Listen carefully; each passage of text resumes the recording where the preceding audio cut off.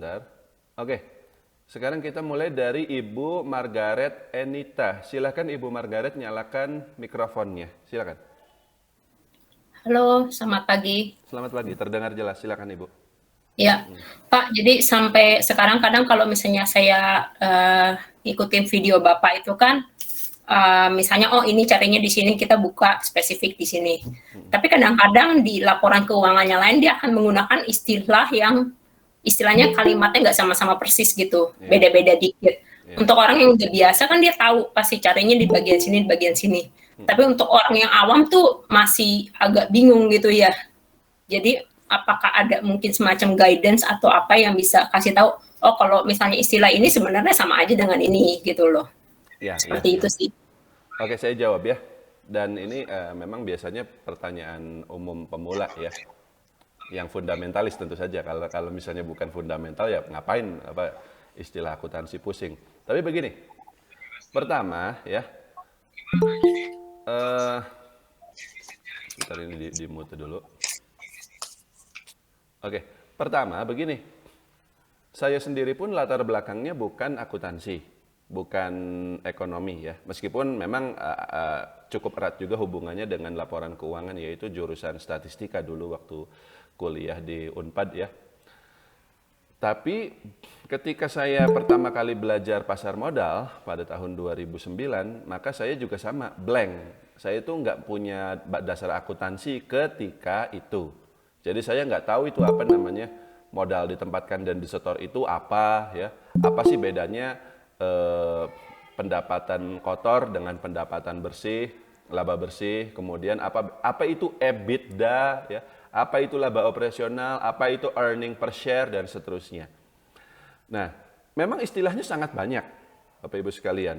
Dan apa namanya semakin detail itu malah sekarang ini juga banyak beredar lagi istilah-istilah yang baru, yang dulu itu belum pernah ada. Kalau misalnya pengen belajar lebih detail ya, saran saya apa coba?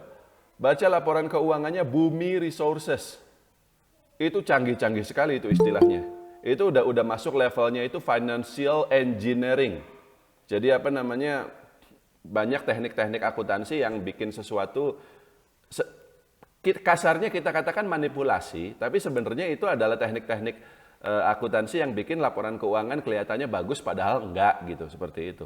Jadi seperti itu. Nah, kemudian bagaimana caranya agar kita istilahnya tidak lagi kebingungan ketika laporan keuangan di satu nyebutnya bagaimana, terus di laporan yang lain istilahnya sedikit berbeda ya. Kalau istilahnya sedikit berbeda, maka kalau Ibu Margaret lihat laporan keuangan, itu kan di sebelah kiri ada istilah bahasa Indonesianya, di sebelah kanan ada istilah bahasa Inggrisnya. Jadi sebelah kiri pendapatan, sebelah kanan itu revenue gitu. Lalu di sebelah di bawahnya laba kotor, sebelah kanannya gross profit dan seterusnya. Biasanya meskipun istilah bahasa Indonesianya berbeda, kadangkala bahasa Inggrisnya sama. Gitu. Atau sebaliknya.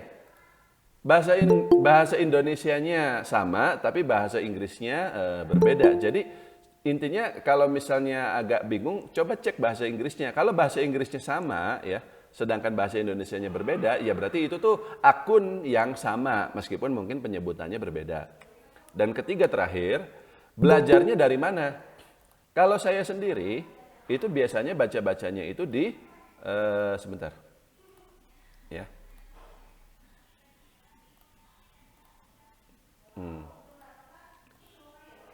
Nah, saya biasanya belajarnya itu di Investopedia.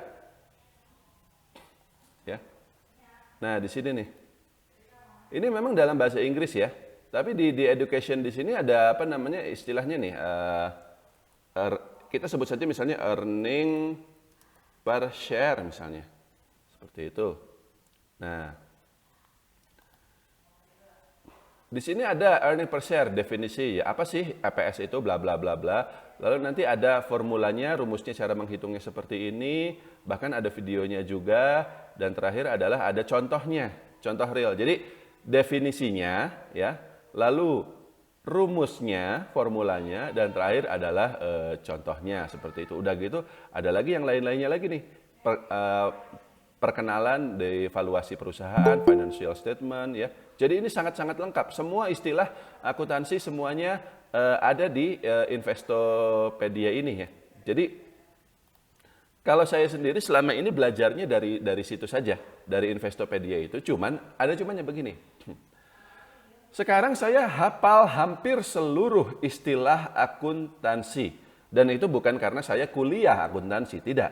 Tapi karena saya sudah lama. Investopedia itu setiap kali ada istilah baru yang saya belum tahu, saya buka lagi di situ, saya buka lagi di situ. Artinya perlu waktu. Ya, saya sih selalu ngomong beberapa tahun ya.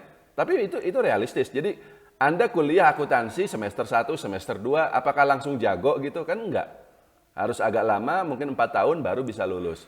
Nah, dalam belajar saham juga sama. Jadi tidak perlu buru-buru lalu berharap kita menguasai semuanya hanya dalam waktu 1 tahun atau 2 tahun. Sambil berjalan saja seperti itu. Nanti lama-lama kita udah ngerti sendiri dan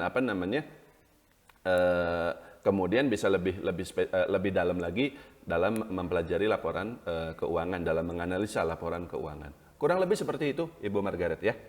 Oke. Berikutnya.